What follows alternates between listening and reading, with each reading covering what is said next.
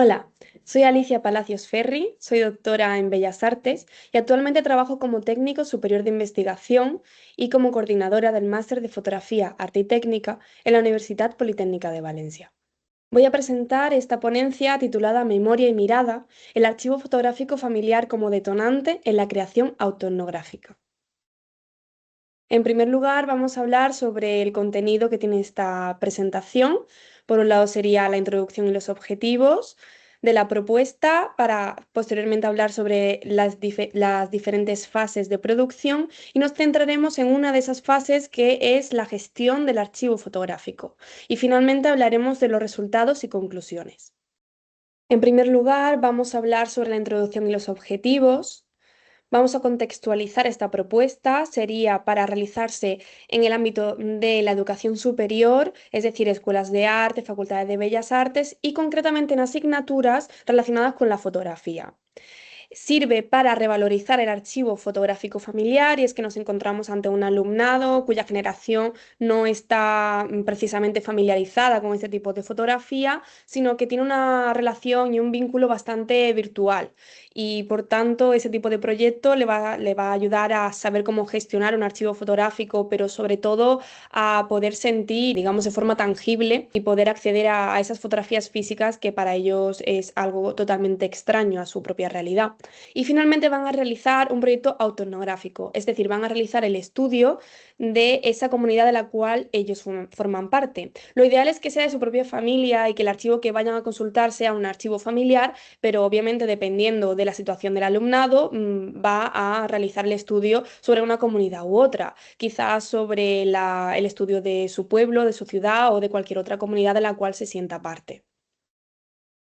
El objetivo principal de esta propuesta es explorar y reapropiar el archivo familiar como herramienta de investigación y de creación,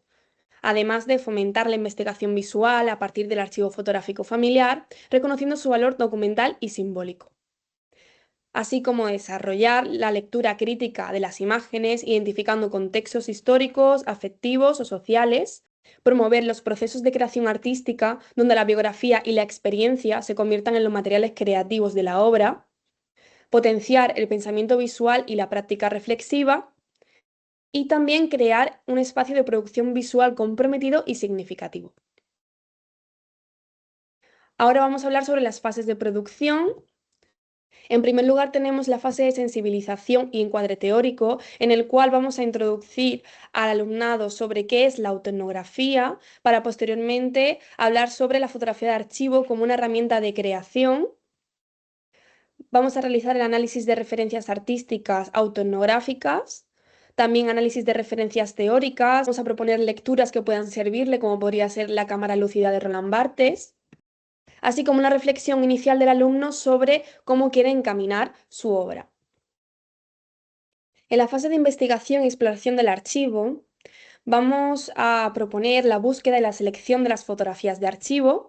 así como una investigación contextual, es decir, que ellos comprendan cuáles eran las situaciones que estaban viviendo esos personajes, quiénes eran esos personajes y la relación familiar que tienen con ellos,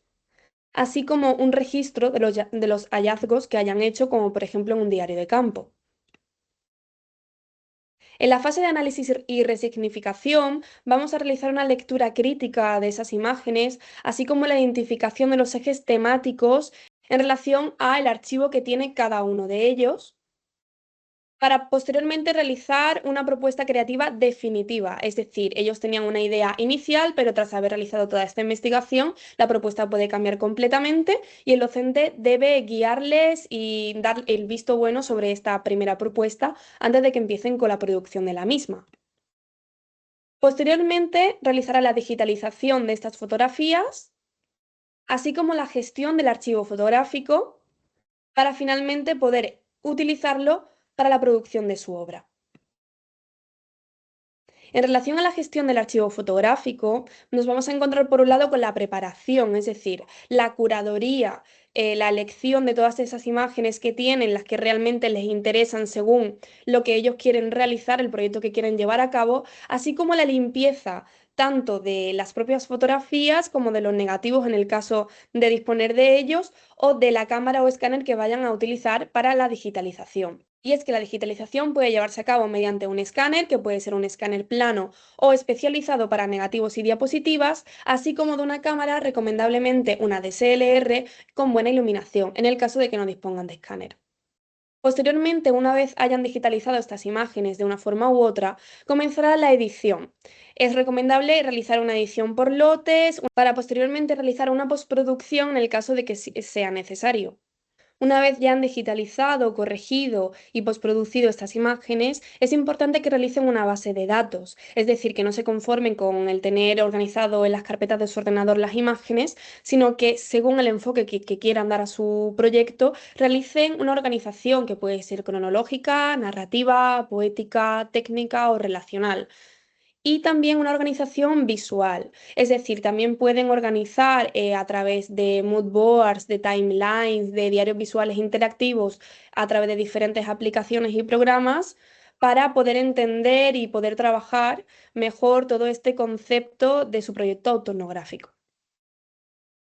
Los resultados y las conclusiones son los siguientes. Por un lado, las metodologías que hemos aplicado son la metodología del descubrimiento, puesto que descubren la historia de su familia, así como el redescubrimiento del archivo como objeto de estudio y el descubrimiento creativo.